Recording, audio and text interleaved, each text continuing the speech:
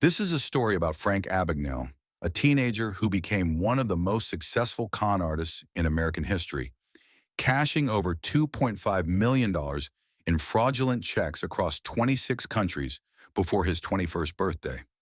But here's what makes his story truly unbelievable. He did it all while impersonating an airline pilot, a doctor, and a lawyer, professions he had absolutely no training for. And the craziest part? He started when he was just 16 years old. Frank Abagnale's story begins in 1964 in the suburbs of New York. He was a bright kid from a middle-class family, but when his parents divorced, something inside him broke. His father, who Frank idolized, lost everything in the divorce. Frank was forced to choose which parent to live with in court, and the weight of that decision haunted him. At just 16, he made a choice that would change his life forever. He ran away from home with only $200 in his pocket and a head full of dangerous ideas. But Frank wasn't your average runaway teenager. He was observant, charismatic, and dangerously clever. His first con was simple but effective.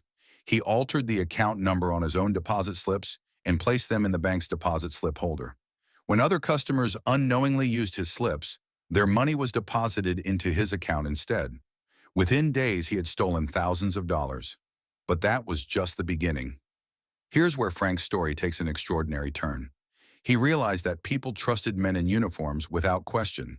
So Frank walked into a Pan Am office and told them he was a pilot who had lost his uniform. Using his charm and fake credentials, he convinced Pan Am to give him a genuine pilot's uniform. Just like that, a 16-year-old high school dropout became Captain Frank Williams. But he wasn't planning to fly planes. He had discovered something even better: deadheading. Deadheading is when pilots catch free rides on flights to get to their next assignment. Frank used his fake pilot identity to deadhead on over 250 flights, traveling to 26 countries and staying in luxury hotels, all completely free. Pan Am trusted their pilots so much that Frank could even cash company checks at hotels and airports. He was living a fantasy life, flying first class around the world, and the airline was paying for everything. But how long could a teenager with no flying experience keep up this charade? The answer? 2 years. For 2 full years, Frank lived as a pilot, perfecting his con. He studied flight manuals, learned aviation terminology, and even chatted with real pilots to maintain his cover. But Frank knew he was walking a tightrope. One mistake, one suspicious airline employee, and his entire operation would collapse. So he moved to his next identity before anyone could catch on. Frank's second major con was even more audacious. He became a doctor. After meeting a real pediatrician at an apartment complex, Frank forged a Harvard Medical School degree and became the supervising resident pediatrician at a Georgia hospital. Think about that for a moment. A teenager with no medical training was supervising actual doctors. For 11 months, Frank worked night shifts, carefully avoiding any situation where he'd have to perform actual medical procedures. He relied on the real doctors and nurses to do the work while he simply supervised and signed papers. When the pressure became too intense and he feared making a fatal mistake, Frank disappeared again. His third identity might be the most shocking: a lawyer.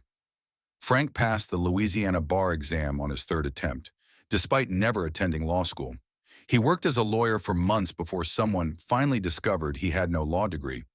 But by then, Frank had already moved on to his next con. So how was Frank finally caught? It wasn't brilliant detective work that brought him down. It was a mistake.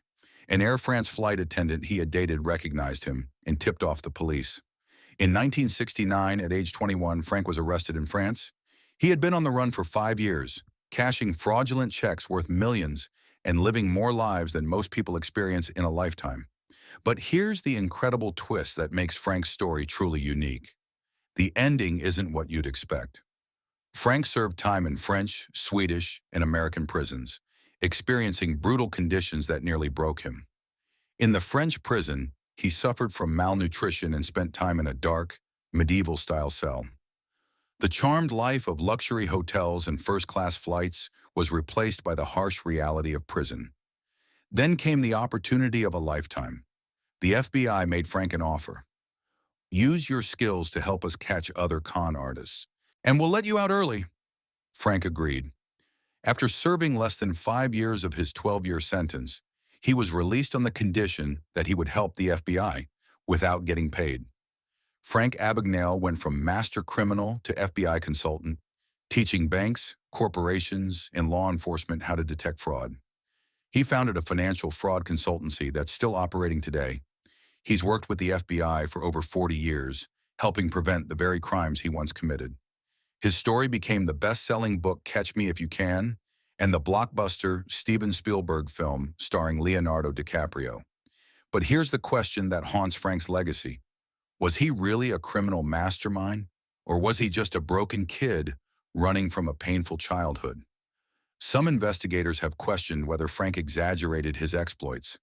Did he really impersonate a doctor and lawyer, or were these claims embellished for his book? The truth might be somewhere in between. What we know for certain is this. Frank Abagnale exploited a fundamental truth about human nature. People trust confidence. He understood that a uniform, a title, and unwavering self-assurance could open any door. He turned his pain into power, his intelligence into deception, and his youth into his greatest weapon. And in the end, he used those same skills to help protect millions of people from fraud. Frank Abagnale's story proves that sometimes the best person to catch a thief is someone who knows exactly how they think, because he used to be one.